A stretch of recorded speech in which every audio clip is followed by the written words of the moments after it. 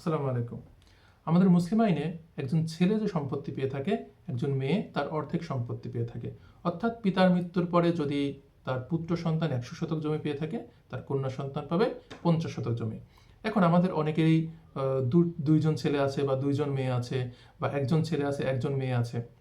সেক্ষেত্রে যদি ছেলে সন্তান থাকে সেক্ষেত্রে কোনো সমস্যা নেই, কিন্তু শুধুমাত্র যখন মেয়ে সন্তান থাকবে, অর্থাৎ শুধুমাত্র যদি যদি কোনো কন্যা সন্তান থাকে কোনো পিতার, সেক্ষেত্রে অনেকেরই প্রশ্ন থাকে, আমার মৃত্যুর পরে অর্থাৎ পিতার মৃত্যুর পরে সেই সম্পত্তিটি কোথায় যাবে, সেই সম্পত্তিটি কী হবে। অনেক পিতা মনে করেন যে আমার যে সম্পত্তিটি আছে এই সম্পত্তির পুরোটা অংশই যেন আমার কন্যারা পায়, অথবা যদি একজন কন্যা থাকে সেক্ষেত্রে সে একজন কন্যা পায়, অথবা একের অধিক যদি কন্যা থাকে সেক্ষেত্রে তার কন্যা সন্তানেরা তার পুরোটা সম্পত্তির মালিক যেন হয়।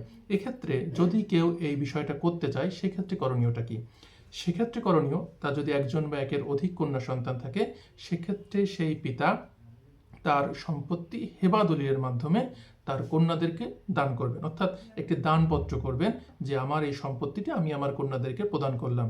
এর পরবর্তীতে কন্যাদের দান করার পরে কন্যাদের নামে সেই সম্পত্তিটি নামজারি করে নিতে হবে। অর্থাৎ কন্যাদের প্রথমে দান করতে হবে, দান করার পরে কন্যাদের নামে নামজারি করে নিতে হবে। এর পরবর্তীতে পাওয়ার অফ অ্যাটর্নি দলিলের মাধ্যমে সেই সম্পত্তির, অর্থাৎ যে সম্পত্তিটি দান করা হয়েছে এই সম্পত্তিটি আবার বাবার কাছে পাওয়ার অফ অ্যাটর্নি দলিলের মাধ্যমে সেই পিতা গ্রহণ করবেন। এর পরবর্তীতে পিতার মৃত্যুর পরে সেই পাওয়ার অফ অ্যাটর্নি দলিলটি অ্যাবলিশ হয়ে যাবে, অর্থাৎ সেই পাওয়ার অফ অ্যাটর্নি দলিলটি শেষ হয়ে যাবে এবং সম্পত্তিগুলো, অর্থাৎ যে সম্পত্তিটি সে প্রথমত হেবা করেছিল সেই সম্পত্তির পুরোটা অংশ তার কন্যা, একজন কন্যা বা তার একের অধিক কন্যা তাদের নামে বর্তাবে। কিন্তু আমাদের মুসলিম আইনে বিধান হচ্ছে একজন পুত্র যে সম্পত্তি পাবে একজন কন্যা তার অর্ধেক সম্পত্তি হবে। এটা আল্লাহর প্রদত্ত আইন। আল্লাহ যে আইনটা আমাদের দিয়েছেন সেই আইনটাই আমাদের ফলো করা উচিত। আমাদের একজন মুসলিম হিসেবে সেই আইনটাই ফলো করা উচিত। সেই আইনে কি আছে চলেন, যখন একজন বাবা মারা যাবেন সেক্ষেত্রে যদি তার শুধুমাত্র একজন কন্যা সন্তান থাকে, কোনো পুত্র সন্তান নেই, অন্য কেউ নেই, শুধুমাত্র একজন কন্যা সন্তান যদি থাকেন, সেক্ষেত্রে সেই কন্যা সেই পিতার পুরো সম্পত্তির অর্ধেক, অর্থাৎ যদি তার 100 শতক সম্পত্তি থাকে সেক্ষেত্রে 50 শতক সম্পত্তি সেই কন্যা পেয়ে যাবেন।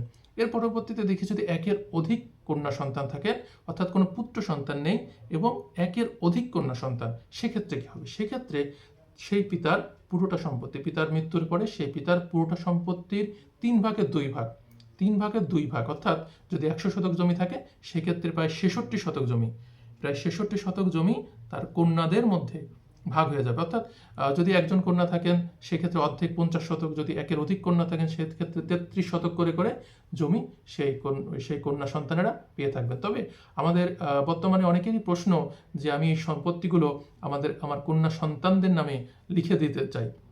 সেক্ষেত্রে সেটা তার নিজের ব্যক্তিগত ব্যাপার, কিন্তু আমাদের মুসলিম আইন অনুযায়ী সেই সম্পত্তিটা আল্লাহ কোরআনে যে আইনটা দিয়েছেন এবং যে আইনটা আমরা ফলো করি, কোরআনের আইন আমাদের জীবন ব্যবস্থা সর্বোচ্চ আইন, এই আইনটাই আমাদের ফলো করা উচিত।